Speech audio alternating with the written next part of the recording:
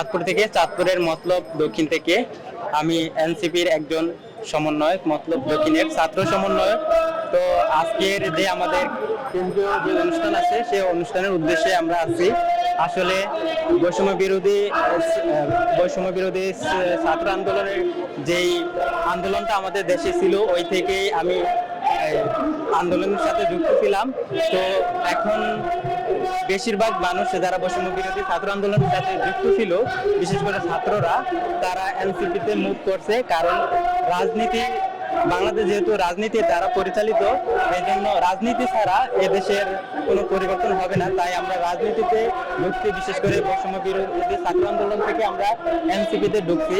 কারণ আমরা চাচ্ছি আগামীর বাংলাদেশ হবে একটা সুন্দর বাংলাদেশ, যেখানে ছাত্ররা এবং বিশেষ করে বাংলাদেশের যুবক শ্রেণীর লোকেরা নেতৃত্ব দিবে এবং সুন্দর একটি বাংলাদেশ গড়ে তুলবে। আর এই বাংলাদেশটা হবে একটা অন্যতম বাংলাদেশ, যেখানে ছাত্ররাই থাকবে, ছাত্ররাই নেতৃত্বে থাকবে। এবং আমি বিশ্বাস করি ছাত্ররা হচ্ছে শিক্ষিত শ্রেণীর লোক, তারা জানে কিভাবে এদেশের পরিবর্তন হবে, কিভাবে দেশের ভাবমূর্তি দেশ ও বিদেশে উজ্জ্বল হবে।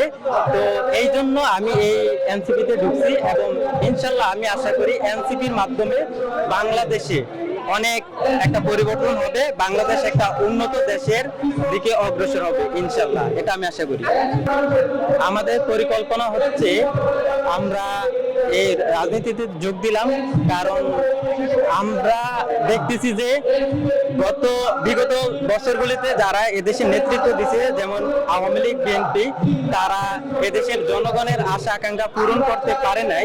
বিশেষ করে এদেশের শিক্ষিত শ্রেণী এবং যুবক শ্রেণীদের আশা আকাঙ্ক্ষা পূরণ করতে পারে নাই। এই জন্য আমরা চাচ্ছি একটা নতুন বাংলাদেশ গড়ব, যে বাংলাদেশ হবে বৈষম্যবিহীন, যে বাংলাদেশে কোনো অত্যাচার থাকবে না, অবিচার থাকবে না, মানুষ তার ভোটের অধিকার প্রতিষ্ঠা করতে পারবে এবং কেউ জোর করে ক্ষমতায় থাকবে না, জনগণ তার অধিকার পাইবে। এবং এদেশের শাসক শ্রেণী যারা রাষ্ট্র চালাইবে, তারা হবে জনগণের শাসক, তারা হবে জনগণের সেবক, জনগণ হবে এই দেশের প্রধান, জনগণ হবে এই দেশের মালিক।